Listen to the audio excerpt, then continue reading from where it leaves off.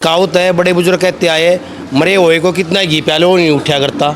जितना चेहरा लेकर आए थे पाया मरे उड़ है तो कोने कुछ इतना भी जुगाड़ कोने के उठ गया। गांव का एक ही लक्ष्य है, जिन नेताओं ने इसको टिकट दवाई है ना उनको सबक सिखाना। एक जीरो आदमी को टिकट दी, मैं कल जीत जाऊंगा, ये ढोल बजाते मैंने लेके जा गया ये भाई दूँ, फिर ये छाती अला बोला मारा है दूध है कुछ ये था कि जितना चेहरा करके ले आए थे ये उसकी फूक लेकट गई, उसके पल्ले ना पाया कि मैं बीजेपी था जो चेयरमैन भी जब क्यों ना करा 8 दिन में पानी आवा है। नगर पालिका मेट्रो ले आओगी तो मेरे ख्याल में 67 जगह नगर पालिका है। नमस्कार दोस्तों, मैं हूं परविंदर सैनी। दोस्तों, अब काफ़ी कम वक्त बचा है सापला में चुनाव के लिए और ऐसे में अब चुनाव प्रचार जो है अंतिम दौर में चल पड़ा है। एक तरफ जहां बीजेपी ने अपनी पूरी ताकत जो है चुनाव में झोंक दी है, वहीं दूसरी तरफ जो निर्दलीय प्रत्याशी हैं वो भी चुनाव मैदान में अपनी पूरी ताकत लगा रहे हैं जीत के लिए। और इसी कड़ी में हमारे साथ निर्दलीय प्रत्याशी अनिल उर्फ टीना पत्रकार हमारे साथ है। अनिल जी, आपका स्वागत है। राम राम भाई, सभी को नमस्कार, राम राम।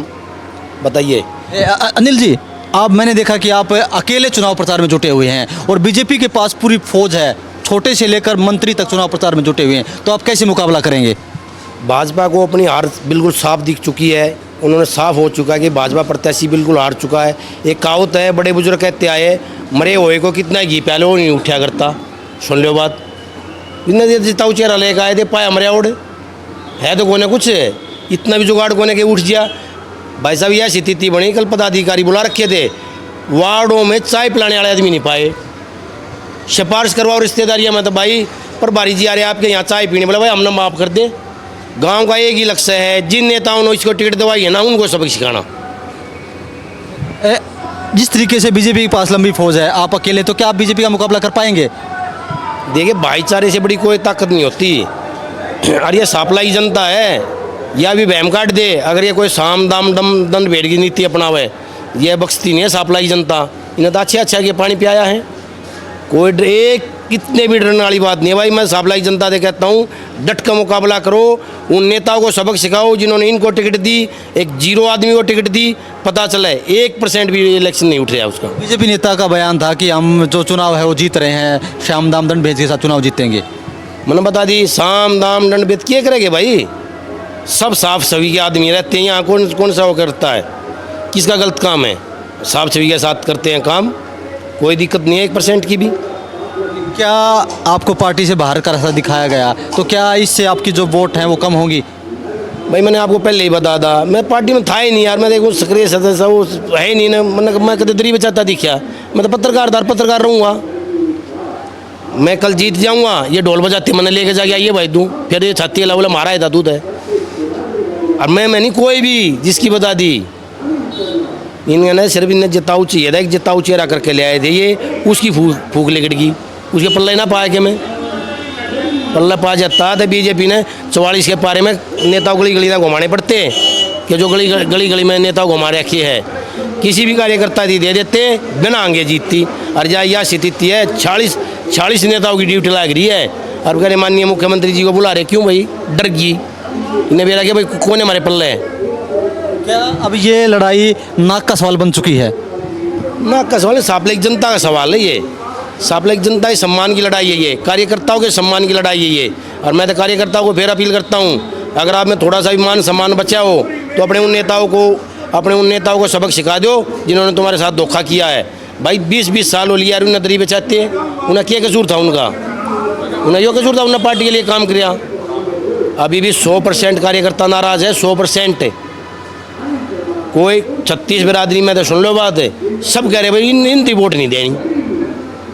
मैंने कुछ नेताओं के बयान सुने हैं बीजेपी में, उन्होंने कहा कि जो पानी की समस्या है, सीवरेज की समस्या है, उन तमाम समस्याओं को हम ख़त्म कर देंगे अगर हमें मौका मिलता है, तो आप क्या करेंगे?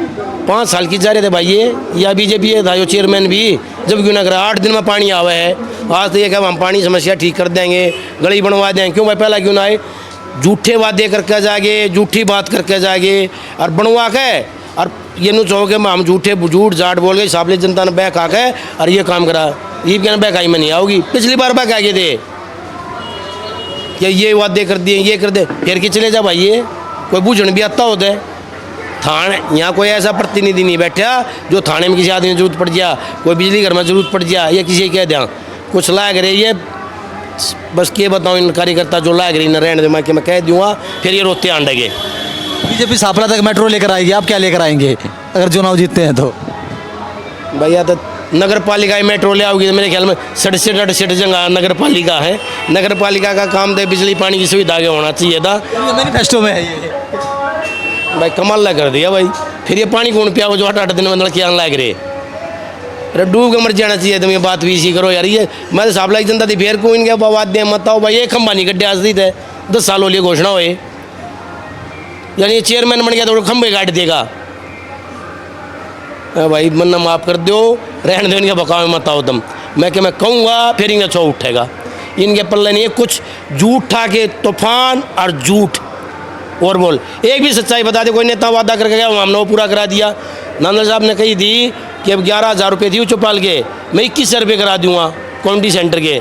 आज भी 7100 रुपये तो पीछे ने करीब जिंदर चेयरमैन ने 3 साल पीछे लोग हांड लिए। जब परशुराम भवन बन रहा भाई, गरीब आदमी क्या रुपये दे दे। 16 साल तक चलान लग रहा हूँ मैंने। इन्हें झूठा मत आओ। 8-8 दिन में पानी आवे, खेतों में पानी नहीं आता।